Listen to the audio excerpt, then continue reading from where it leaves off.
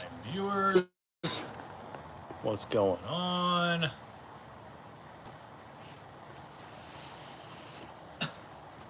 Ready for some college football talk? All right. Somebody's going to join in here with us. Got somebody joining in. All right. Jess Noe, thanks for joining in. Oh, Jess joining in? Let's go. She sent a request to be in your live video. I'm not gonna have that. Yeah, we can't do that. Can't have the wives joining in right now. Can't do No, that. No way. No. Nope, not gonna do that. We'll give it a few more minutes here to see if anybody wants to join in and talk a little ball with us. So we have 4 people over here. Yeah, these are here. All right. Cool. I'll have some people joining, so we'll go ahead and start talking some ball. What do you guys want to talk about? Yeah, send us some questions. What do you want to talk about?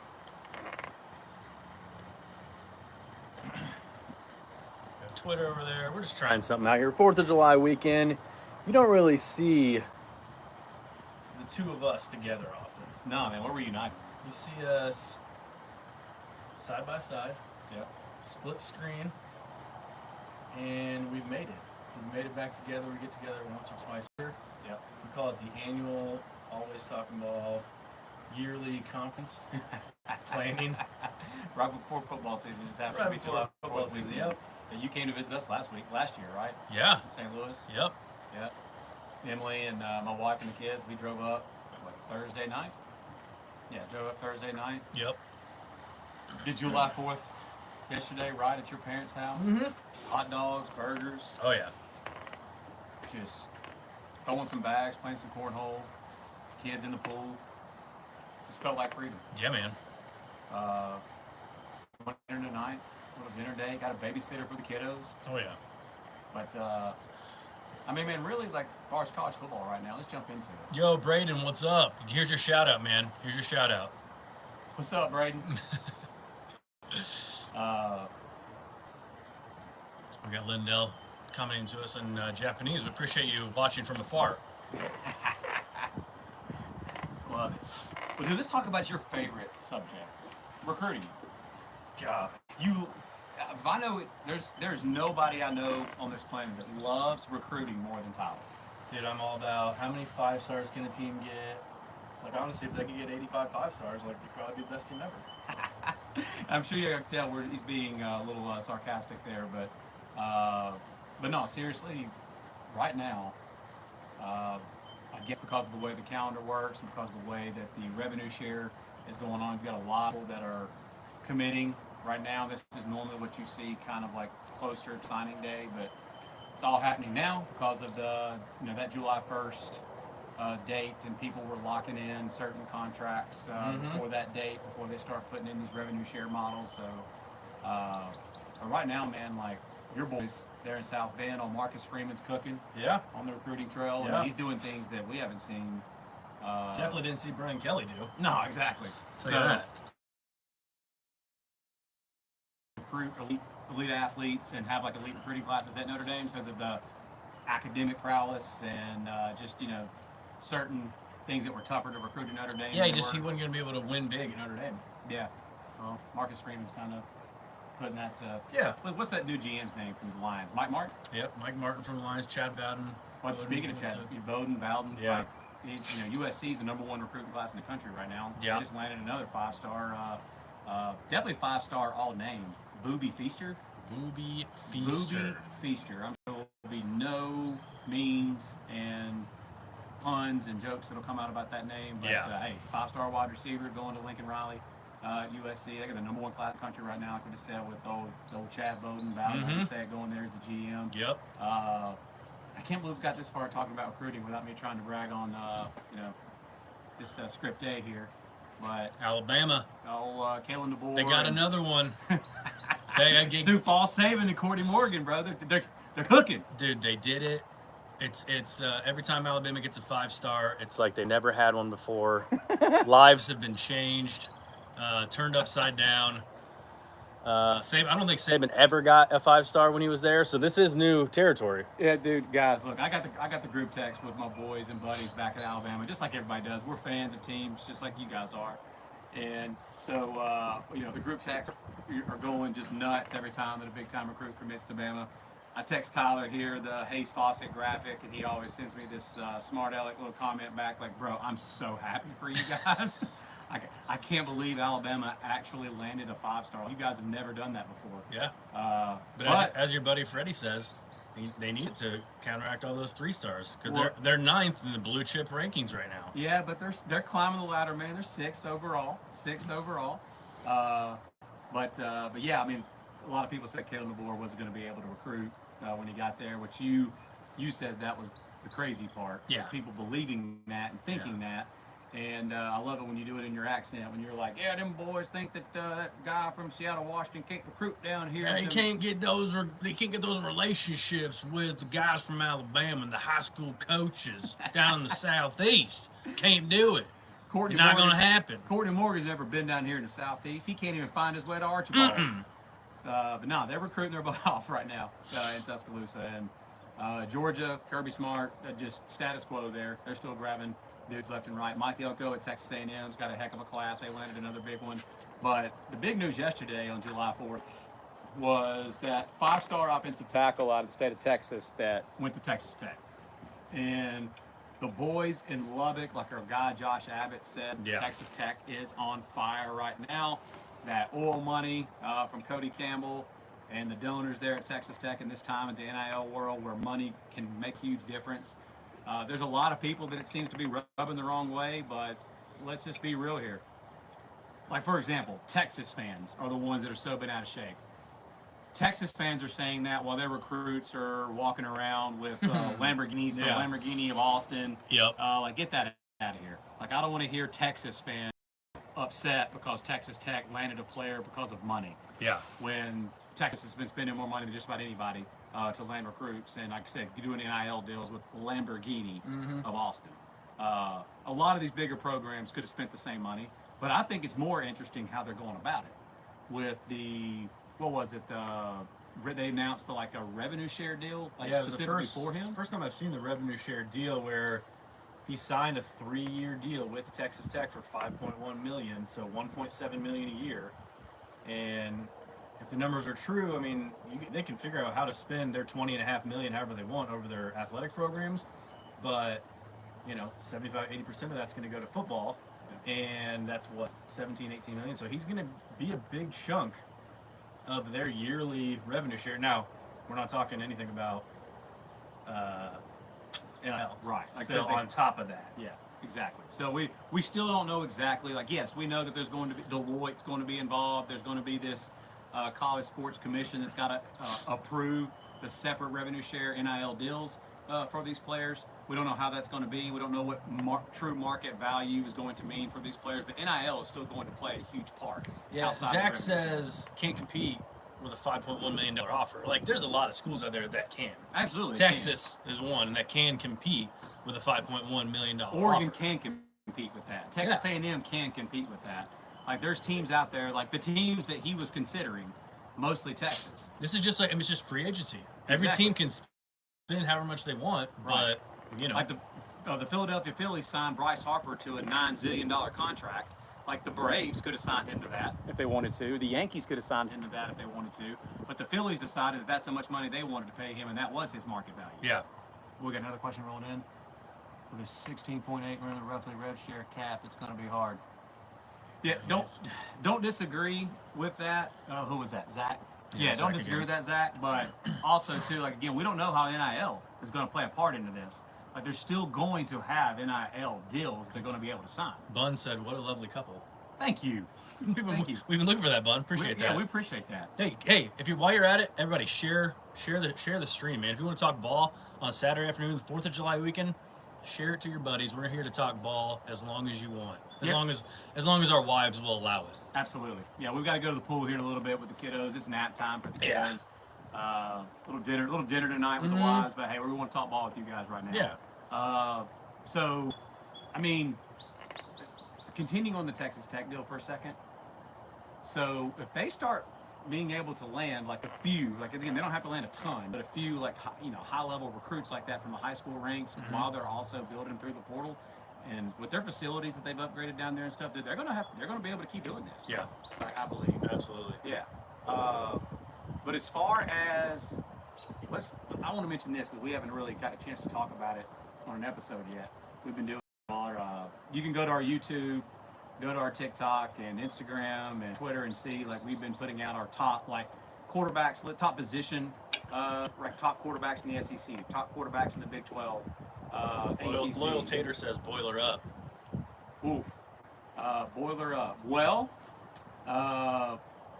football wise, I do like the coaching hire for Purdue. I do love the coaching hire for Purdue, but I don't know if that's going to transition. How many wins that's going to transition to this year? Yeah.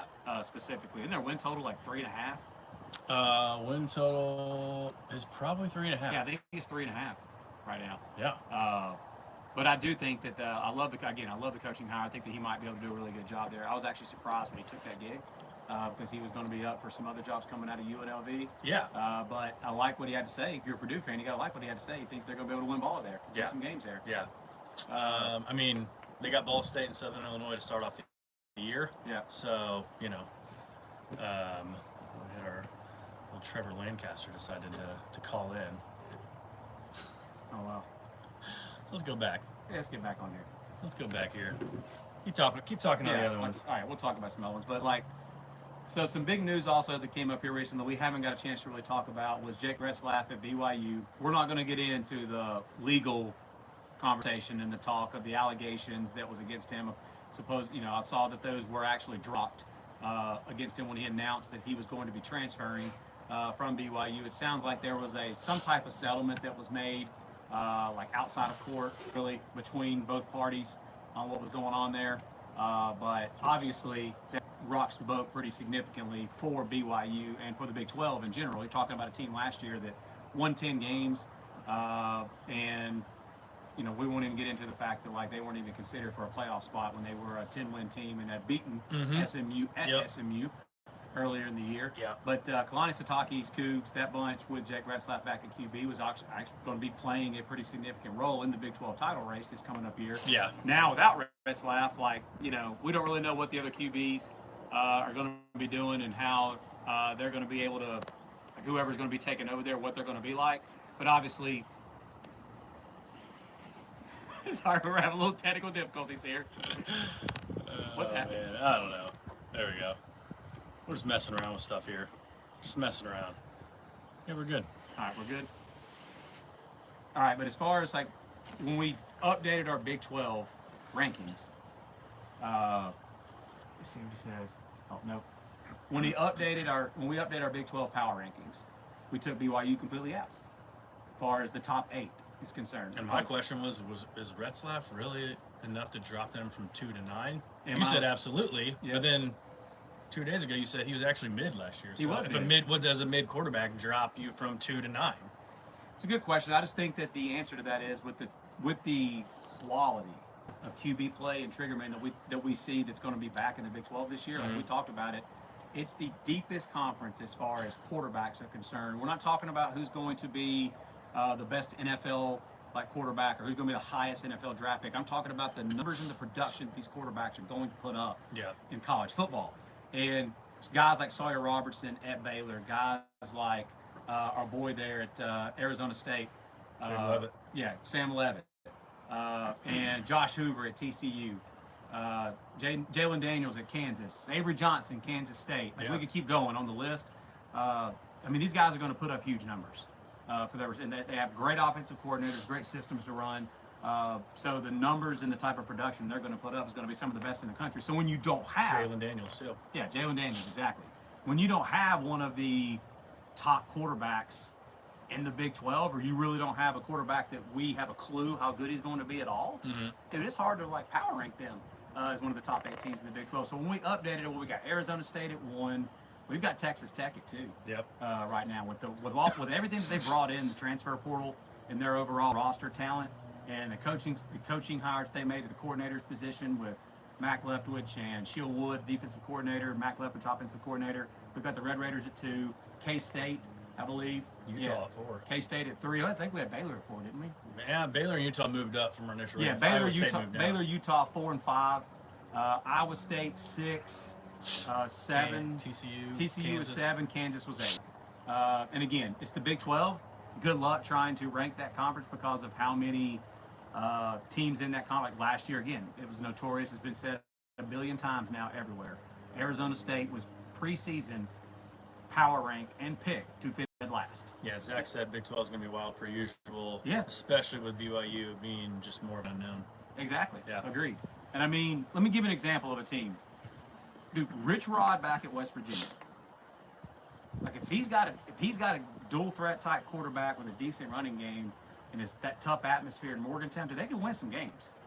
Yeah, they could be a problem in a team that's tough to deal with. And again, I like what the guy said a minute ago with Jalen Daniels.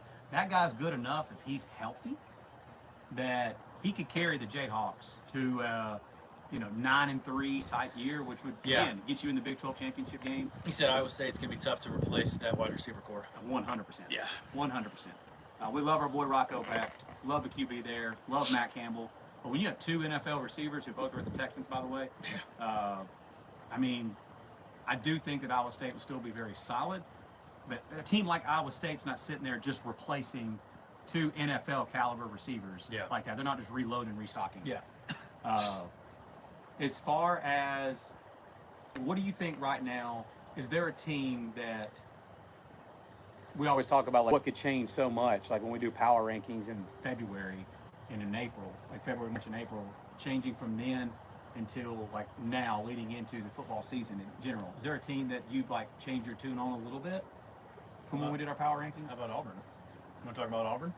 We can talk about Auburn. Not necessarily on the field, but we can talk about things Auburn. down on the plains are not not friendly right now. No, they're not, man. Again, with my just being from the state of Alabama originally, living there my whole life, got tons of Auburn grads that I'm friends with and people that actually, are part of like the administration there that I know just a little bit and whatnot, and I keep up with things with them. Dude, them being ranked right now in the 80s in recruiting is without a doubt a red flag. Yeah. And then on top of that, it's getting even deeper now with all these stories coming out of, again, you're a golfer. I don't golf a ton, but like there's whatever this app is that you can keep up with when you update your handicap. The GHIN, the Golf Handicap Index Number. Okay. Yeah. So like whoever it is, like it doesn't matter who you are. If you're a professional golfer, if you're just a amateur golfer, you can keep up with everybody's handicap. And when they update it, everybody sees when they're updating it. And Hugh Freeze is sitting there updating his handicap multiple times a day. Obviously, he's out golfing multiple times a day. And there's Kalen DeBoer in Alabama landing 5-star, 5-star, 5-star, 4-star, just climbing the ladder, adding these big-time in-state recruits. And really, only thing right now that Hugh Freeze has been able to hang his hat on since he's been at Auburn is the talent that he's overhauled there with these recruiting classes. He's brought back-to-back top 8 recruiting classes. And so now when you're not winning on the field and you're also getting just the phrase now everybody uses lockered in recruiting, I mean, dude, people down there on the plains, they're panicking right now. Yeah. The Auburn fan base some of the biggest Auburn accounts that you see that just talk trash on social media they're even like, we're in trouble. Like, we're never going to be good again, stuff like that. I don't believe that. Tyler and I were talking about it yesterday, just having a drink, just being guys just talking ball. And Tyler said, I mean, dude, if they go out and go 9-3 or have a good year and go 10-2, like what if they're sitting there, doomsday scenario for me here, what if they are at the end of the year 8-3 on the year? But that's very realistic. Alabama's sitting there 9-2 on the year, goes into Jordan-Hare Stadium, needs to beat Auburn to obviously make the playoff or something, and Auburn beats them in the jungle at the end of the year. Like, if that kind of stuff happens, they'll forgive him for some of this recruiting stuff. But dude, even if that happens, and they're sitting there with that awful class and not getting transfers from December, that's tough. But I think the answer to all of this is if they go out and win games this year. Just win, baby. Win games. Al Davis. Just win, baby, win. If they go out and win games this year, I think in December, they're not going to be in the 80s anymore. They'll probably finish somewhere decently high. They'll get good transfers. But yeah, right now, that's a problem right now for people down on the plains. They're not happy about that at all. Zach, our most popular commenter today, very talented team, but refuses to make a huge push for an elite QB recruit.